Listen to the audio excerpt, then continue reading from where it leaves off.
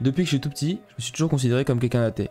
J'ai beau avoir grandi dans une famille et une société chrétienne, étant donné que mes parents n'avaient pas du tout développé cet aspect-là de ma vie, et qu'en plus de ça j'ai toujours été quelqu'un de très rationnel, la combinaison de tout ça, ça faisait clairement que croire en Dieu ça me paraissait irréaliste, et de faire des actions comme aller prier, aller à l'église, ça m'a toujours fait sentir très mal à l'aise. Un petit disclaimer direct avant de commencer, juste pour vous dire que je respecte toutes les religions, toutes les croyances, toutes les pratiques, quoi que ce soit, je veux vraiment offenser personne.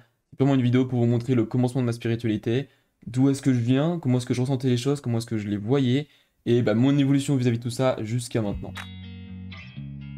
Il y a pas longtemps dans un de mes cours, mon prof nous parle de 3 aspects sur lesquels tout être humain peut développer une relation et donc une douleur.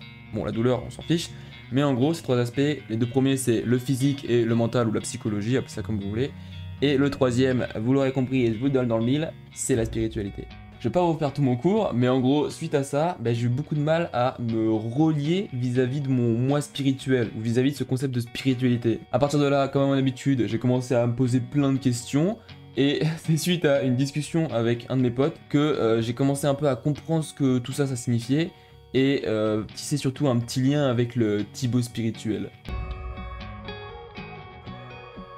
Donc là, je t'explique, je commence un peu à regarder des petites définitions par-ci par-là, tu vois, du style typiquement la notion de spiritualité se rapporte d'un point de vue philosophique à l'opposition de la matière et de l'esprit. Bon, ouais, je suis perdu.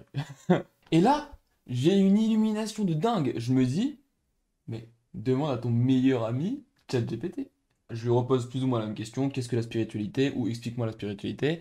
Et j'obtiens déjà des réponses qui me font un peu plus comprendre le délire, mais il me manque un truc. Je sens que c'est pas complet, il y a un truc qui va pas encore dans ma tête. Et là, deuxième illumination dans mon petit cerveau. Je me dis, mais change la question. Et donc du coup, je reformule ma question en définis la spiritualité à un enfant de 5 ans.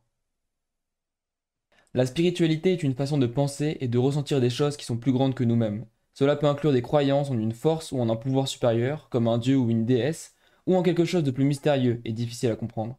La spiritualité peut aider des gens à trouver du réconfort, de la paix et de la direction dans leur vie. Certaines personnes trouvent leur spiritualité en priant, en méditant ou en passant du temps dans la nature. Bon bah écoute, voilà, là j'ai compris, bon bah je sais pas comment je vais le prendre. T'inquiète C'est un pas, ça enfant va de bien se 5 ans, au passer. moins mon Oh âme là est là, c'est la enfant, mon corps est décadence. adulte.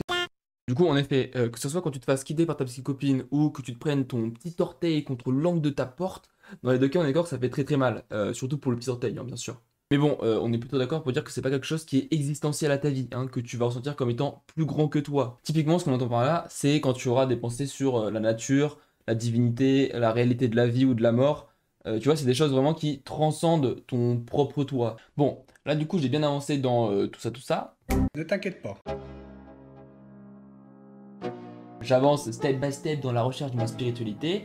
Donc à partir de là où j'ai compris un peu tout ce que t'es le spirituel, on va dire, je peux un peu approfondir le truc. Typiquement, comment je me relie à lui. Et tout simplement via mes croyances et mes actions. Pour commencer avec les croyances, grâce à Jordan Peterson, j'ai compris que je pouvais pas vraiment être athée en fait. À nouveau, je veux offenser personne, qualifiez-vous de ce que vous voulez. Pour ma part, ce que j'ai compris, c'est qu'à partir du moment où j'avais des croyances, je pouvais pas être athée. Et typiquement, personnellement, je crois au destin. Je crois que tout ce qui s'est passé devait se passer et que si ça s'est passé, c'est que c'était pour le mieux. Encore une fois, c'est juste ma manière de voir les choses. Si je te dis ça, c'est juste pour que tu aies un exemple si jamais tu te considères comme athée, alors qu'en fait, peut-être que tu crois en des choses, en des forces mystérieuses et difficiles à comprendre. Bref, à partir de là, on arrive à la première vraie barrière, difficulté. Si je suis pas athée, qu'est-ce que je suis du coup? Je suis destino-naïonaïmisme. Bon, déjà, quelques disclaimers. Bien sûr, pas parce que je suis musulman, chrétien ou destino-naïonaïsme que je vais le rester pour le reste de ma vie. Hein. Bien sûr, je peux évoluer, je peux changer d'avis. Ensuite, bien sûr, tout comme je suis bien plus que mon corps, que je suis bien plus que mon prénom, que mon âge ou que ce que tu veux, je suis aussi bien plus que juste ma spiritualité. C'est pas parce que je suis chrétien que ça y est, on va m'enfermer dans une case. Le troisième truc, c'est qu'en soi, je pense qu'il n'y a aucun mec qui est 100% chrétien, 100% musulman, 100% une religion. Mais toi, Ersa, tu es jeune, tu as des capacités limitées. Papy Rob, Pour trouver tes pouvoirs, puise au fond de ton cœur. au fond de mon cœur, Oui, le cœur permet de réaliser des merveilles, il suffit d'avoir la foi. Tu vas comprendre, je vais te donner des exemples. La divination, la religion ou les vœux, ce sont comme des formes de magie. Ce sont des miracles qu'on ne peut sentir que si on y croit fermement. Il suffit d'y croire. Parfaitement. Seuls ceux qui croient en la force de l'enchantement, en leur propre force et en l'existence du lien qui les unit à la nature, peuvent maîtriser la magie. Ça existe pour de vrai, la magie? C'est génial. Plus tard, je voudrais être une sorcière pour lancer des sorts, chevaucher un balai et voler dans le ciel. J'aime bien la comparaison des religions avec des histoires. Typiquement, il y a des gens qui vont aimer plus une histoire et sa manière de voir le monde qu'une autre. Et je pense que c'est pareil pour les religions. Si de nos jours, il existe plusieurs religions différentes, c'est pour que tout le monde puisse s'y retrouver. Le problème, c'est que forcément, à partir du moment où il y a des différences entre les religions, entre la manière de voir les choses, et ben ça va créer des conflits. Ce qui est, je suis d'accord avec toi, plutôt triste. Et on pourrait penser qu'il faudrait du coup qu'on ait tous la même histoire, tous la même religion, comme ça il n'y aurait pas de conflit.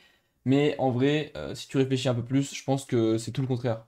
Attention, c'est le moment un peu cliché, mais sincèrement, je pense que c'est vraiment la subjectivité et la diversité de notre monde, de l'humain, qui fait la beauté de la chose. Et c'est justement grâce à cette diversité que on a pu remettre en question des trucs qui paraissaient logiques, évoluer, grandir pour devenir ce qu'on est aujourd'hui. Bon, je me suis peut-être un petit peu emballé dans ma comparaison, mais ça me tenait à cœur de te faire cette précision. Et par la suite, dans la fameuse discussion avec mon pote, il m'a dit à un moment un truc qui m'a bien retourné le cerveau parce que je devais admettre qu'il avait raison. À partir du moment où j'ai grandi dans une société chrétienne qui se base du coup sur cette religion et sur ces concepts, en fait, obligatoirement que je le veuille ou non, j'ai une grosse partie, voire même une majorité de chrétienté, on va dire, en moi. Et là, il faut bien distinguer la religion en elle-même et les dogmes, c'est-à-dire la pratique de cette religion. Typiquement, aller à l'église, avoir un certain style vestimentaire, etc., etc. C'est tout aussi important pour avoir ce sentiment d'appartenance à une même communauté, mais pour moi qui veux juste développer ma spiritualité, je pense que c'est pas du tout essentiel. Et clairement, j'ai passé plus de 17 ans de ma vie en France, là ça fait 2 ans que je suis en Espagne. Voilà, le concept ou les concepts de liberté de l'individu, de sacrifice de l'instant présent, ce genre de trucs qui sont très chrétiens, c'est des trucs qui sont ancrés en moi et qui me paraissent plutôt logiques. Et tu vois, au final, il y a plein d'autres façons de voir les choses qui correspondent à plein d'autres personnes et qui sont tout aussi justes. Je pense pas qu'il y en ait une qui soit plus morale ou immorale qu'une autre. C'est juste plusieurs histoires, plusieurs points de vue. Et en plus de ça, si elles ont vécu tout ce temps et qu'elles sont encore là à l'heure actuelle, c'est clairement que ça a marché. C'est clairement qu'il y a un truc dans le fond qui a du sens et qui n'est pas là pour rien. People often ask me, do you believe in God? The answer to that question popped into my head. I act as if God exists. Now you can decide for yourself whether that means that I believe in him. But I act as if he exists. Du coup, au final, pour en revenir à la question de base de qu'est-ce que je suis, en effet, je crois pas en Dieu, mais je crois au destin. J'ai une grosse partie de chrétienté en moi, mais en même temps, je me reconnais pas vraiment dans les dogmes, ni dans 100% des concepts. Et puis en plus de ça, j'ai vraiment essayé de me renseigner, d'apprendre de plein de religions et de... Je vais pas dire toutes les religions parce qu'il en existe vraiment beaucoup trop, mais d'une belle majorité de religions qui existent dans notre monde. Et j'ai bien pu voir qu'il y avait que j'avais des affinités avec certaines religions et qu'il y en avait d'autres au contraire qui me parlaient quasiment pas. Typiquement, vous l'aurez peut-être remarqué, mais le taoïsme, c'est un truc qui me parle beaucoup et que j'ai vraiment envie de beaucoup plus développé en moi. Mais du coup, voilà, c'est un petit peu le bordel dans ma tête. Au final, j'en suis arrivé à la conclusion que c'était pas vraiment possible de donner une réponse précise et rapide à cette question. Personnellement, ça va clairement dépendre de la situation. Typiquement, si je vois que, je sais pas, t'es un ami proche, ou que je sens que t'es quelqu'un d'intéressant, que j'ai envie de développer et que je suis vraiment dans le mood, etc., etc., dans ce cas, ouais, j'essaierai de développer et j'essaierai de dire un truc du genre, je me vois pas appartenir à une seule religion. Du coup, j'essaie de prendre un petit peu un mix de plein de trucs et ça fait une sorte d'équilibre, ça fait mon équilibre, ça fait ma spiritualité, ce qui me correspond à moi et grosso modo, un truc dans ce délire-là.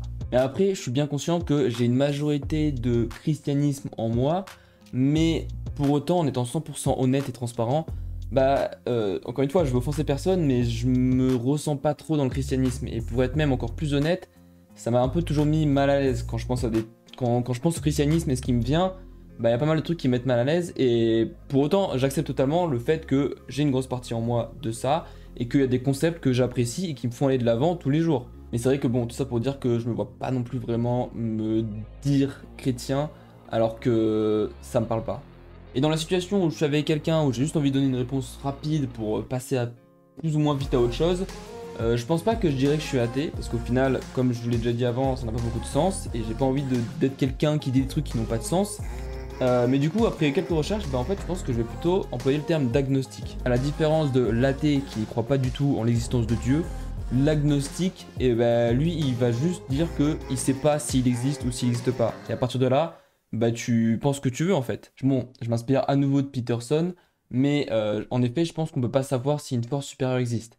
Par contre, je peux faire en sorte d'agir comme si elle existait. Et à partir de là, bah, je peux croire en ça et faire les actions qui vont dans le sens de ma force supérieure, de mon concept, typiquement le destin, aller dans le sens de ce concept-là pour pouvoir aller de l'avant dans ma vie en parfaite harmonie avec moi et avec mes croyances.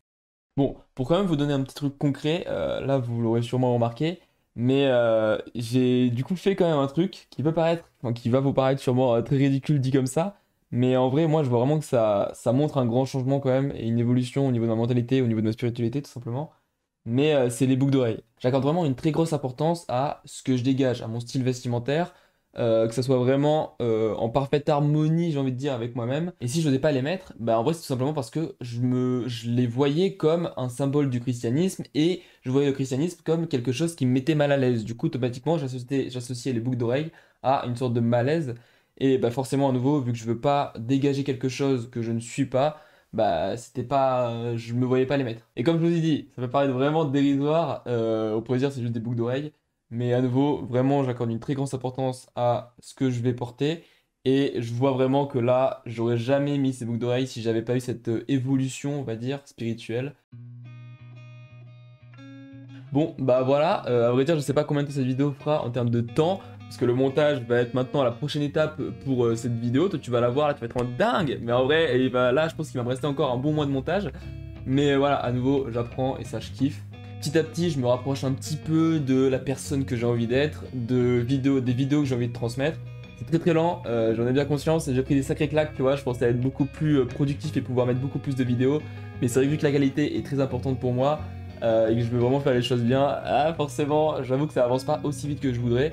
Donc voilà, t'inquiète pas si tu vois que les vidéos elles apparaissent pas hyper fréquemment, mais moi en tout cas dis-toi que je suis toujours là en train de taffer tous les jours sur les projets et que les vidéos elles vont arriver tôt ou tard parce que je vais pas abandonner. Donc vraiment à ce niveau là, t'inquiète pas pour ça. Sincèrement mec, je te souhaite de te retrouver avec toi-même, avec ton toi spirituel. Et si jamais tu te connaissais déjà, et ben mec, approfondis cette relation, va encore plus loin. N'oublie pas mec, on avance ensemble, continue de tout donner dans ta vie mec, t'es capable de tout, donc rappelle-toi bien de ça. Prenez soin de vous et je vous dis à très vite. Ciao.